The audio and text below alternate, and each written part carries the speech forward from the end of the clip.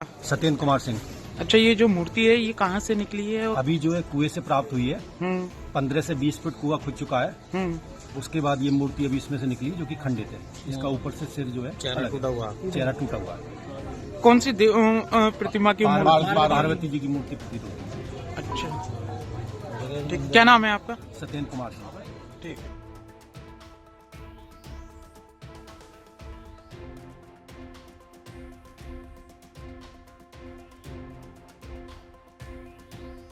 नमस्कार, मैं हूं विजय सिंह और आप देख रहे हैं यूट्यूब न्यूज। उत्तर प्रदेश के संभल में अतिक्रमण हटाने और खुदाई के दौरान हर दिन नए खुलासे हो रहे हैं। संभल में चल रही खुदाई और अतिक्रमण हटाने की प्रक्रिया ने हाल के दिनों में कई ऐतिहासिक और धार्मिक रहस्यों को उजागर किया है। इन खुलासों से क्षेत्र के प्राचीन इतिहास और संस्कृति को लेकर नए सवाल उठ रहे हैं। शनिवार को एक प्राचीन शिव मंदिर की खोज हुई जो कई सालों से बंद पड़ा हुआ था। प्रशासन ने इसे साफ सफाई कर पुनः पूजा पाठ के लिए खोल दिया है। इसके साथ ही यहाँ कुछ और मंदिरों के बारे में भी जानकारी मिली है जो वर्षों से ताले में बंद थे। इन मंदिरों में एक कूप भी मिला है जिसमें माता पार्वती, भगवान गणेश और कार्तिकेय की प्रतिमाएं रखी हुई थी। प्रशासन ने इन प्रतिमाओं को सुरक्षित स्थान पर रखा। इसके बाद राधा कृष्ण मंदिर का ताला भी प्रशासन ने खुलवाया, जिसे अब श्रद्धालुओं के लिए फिर से खोला जा चुका है। इन घटनाओं ने इलाके में हलचल मचा दी है और अब सभी की नजरें इस बात पर है कि संभल में आगे क्या होने वाला है। संभल में हो रहे इन ऐतिहासिक और धार्मिक खुलासों के बाद डीएम राजेंद्र पैंसिया ने स्पष्ट किया है कि प्रशासन संभल को एक धार्मिक और ऐतिहासिक नगरी के रूप में विकसित करेगा। उन्होंने कहा कि संभल का प्राचीन नक्शा खंगाला जा रहा है और उसी के आधार पर यहाँ का जीर्णोद्धार किया जाएगा। उनका कहना है कि संभल को अब एक धार्मिक नगरी के रूप में पहचान मिलेगी जहाँ श्रद्धालु और पर्यटक दोनों आकर्षित होंगे। हमने एएसआई को साइंटिफिक इन्वेस्टिगेशन के लिए लिखा है और जो मंदिर मिला है उसके पास में कूप जो मिला है वो बहुत पुराना बताया जा रहा है, लगभग 400-500 वर्ष पुराना लोग बताते हैं। उसमें जब खुदाई की जा रही थी तो कल लगभग 10 से 12 फीट खुदाई हुई। आज जब पुनः खुदाई शुरू हुई तो 4-5 फीट के बाद, लगभग 1.5-2 घंटे खुदाई के बाद पहले एक मूर्ति निकली जो माँ पार्वती की थी, जो उनमें जो सिर था वो टूटा हुआ था। थोड़ी और खुदाई हुई तो इसके बाद 2 मूर्तियाँ और निकली। सर, जिस तरीके से अभी आज भी एनक्रोचमेंट ड्राइव चल रही थी तो एक कुआं मिला है, वहाँ पे प्रशासनिक अधिकारी भी मौजूद थे, तो क्या है? 19 कूप, 36 पूर्वे या बस्ती, 52 सराय और 68 तीर्थ, ये संभल महात्म्य में लिखा हुआ है। 19 कूप के अतिरिक्त अनेक सारे कुएं भी हैं यहाँ पे। लोगों की अनभिज्ञता और अजागरूकता के कारण या कई बार लापरवाही के कारण या अतिक्रमण के कारण बहुत सारे कुएं वो दबा दिए गए हैं। और मैंने पहले भी कहा था, मैं फिर उसी को इंसिस्ट करूंगा कि हम 100% वाटर बॉडीज को रिवाइव करेंगे और कैच द रेन अभियान जो माननीय प्रधानमंत्री महोदय का उससे सफल बनाएंगे।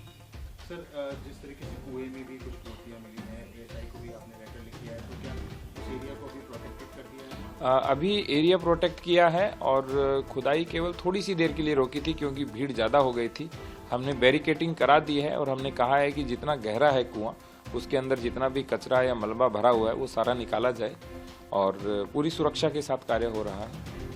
सर, जिस तरीके से ड्राइव भी चल रही है, संभल में एनक्रोचमेंट भी हटाए जा रहे हैं, तो क्या इन टेम्पल्स, जो इस तरीके के टेम्पल्स हैं, उनकी खोज अभी और जो नहीं मिले हैं उनकी जारी रहेगी और एनक्रोचमेंट ड्राइव से भी इसमें हेल्प मिलेगी? गत 2 सप्ताह से हमारी टीम खोज रही है, एक एक करके चीज़ें निकल रही हैं। कुछ चीज़ें लोग बता रहे हैं, बहुत सारी चीज़ें हमारी टीम ने भी खोजी हैं। मेरा सब लोगों से भी अनुरोध रहेगा, यदि इस तरह का कोई प्राचीन अवशेष मिलता है, कहीं पर भी कोई प्राचीन धरोहर आपको सामने दिखती है तो उसके बारे में हमें अवगत कराएं, क्योंकि ये धरोहरें हमारी संस्कृति की, हमारी सभ्यता की प्रतीक चिन्ह भी हैं और वो हमारे लिए एक गर्व का और गौरव का विषय भी है। तो जो मिलेगा उसको हम अच्छे से संरक्षित कराएंगे ताकि भविष्य के लिए हम संजो सकें। डीएम राजेंद्र पैंसिया ने बताया कि संभल का पुराना नक्शा मिल रहा है जिसमें 19 कूप, 68 तीर्थ स्थल, 36 पूरियां और 52 सराय का उल्लेख किया गया है। इन सभी स्थानों की खोज की जाएगी और फिर इन्हें उनकी प्राचीन रूप में संजोने का काम किया जाएगा। उन्होंने बताया कि 19 कूप में से 17 से 18 कूप अब तक मिल चुके हैं और उन्हें उनके पौराणिक रूप में पुनः संवारा जाएगा। संभल को धार्मिक नगरी के रूप में स्थापित करने के लिए इसका जीर्णोद्धार उसी नक्शे के अनुसार किया जाएगा जो इतिहास और संस्कृति से जुड़ा हुआ है। डीएम ने यह भी बताया कि प्राचीन नक्शे में 3 प्रमुख शिव मंदिरों का उल्लेख है, जिनमें से 2 शिव मंदिर वर्तमान में मौजूद है। तीसरे मंदिर की खोज अभी चल रही है। इसके लिए एक 7 सदस्यीय टीम जो तहसीलदार के नेतृत्व में काम कर रही है, इस मंदिर की जाँच कर रही है। संभल के प्राचीन इतिहास और संस्कृति की अगर हम बात करें तो संभल का नाम प्राचीन समय में शंभल था, जो शंभू की नगरी के रूप में प्रसिद्ध था। अब प्रशासन की योजना है कि इस क्षेत्र के ऐतिहासिक और धार्मिक महत्व को फिर से उजागर किया जाए और इसे एक प्रमुख धार्मिक पर्यटन स्थल के रूप में विकसित किया जाए। डीएम ने कहा कि यह कोई नई पहल नहीं है, बल्कि यह काम पहले से ही प्राचीन नक्शे में मौजूद तथ्यों के आधार पर किया जा रहा है। संभल में चल रहे इन खोजों को और सुधार कार्यों को लेकर स्थानीय लोगों में उत्साह का माहौल है। उनका मानना है कि इस परियोजना से संभल के ऐतिहासिक और सांस्कृतिक महत्व को फिर से दुनिया के सामने लाया जाएगा और यह न केवल स्थानीय लोगों बल्कि देश विदेश के पर्यटकों के लिए भी आकर्षण का केंद्र बनेगा। संभल को धार्मिक नगरी के रूप में विकसित करने के इस प्रयास से क्षेत्र में पर्यटन को बढ़ावा मिलेगा और साथ ही स्थानीय अर्थव्यवस्था को भी मजबूती मिलेगी। डीएम ने कहा कि यह परियोजना संभल के लिए बेहद महत्वपूर्ण है, क्योंकि इससे यहाँ के प्राचीन इतिहास और सांस्कृतिक धरोहर को बचाने में मदद मिलेगी। साथ ही यह क्षेत्र धार्मिक रूप से भी समृद्ध होगा, जहाँ श्रद्धालु और पर्यटक दोनों आकर्षित होंगे।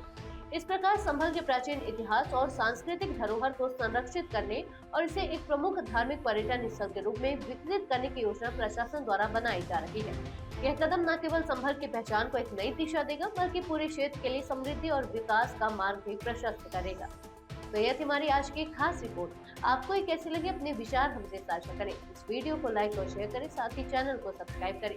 यूबी न्यूज आपके लिए लाता रहेगा देश विदेश से जुड़ी ऐसी ही तमाम खबरें। तब तक के लिए धन्यवाद।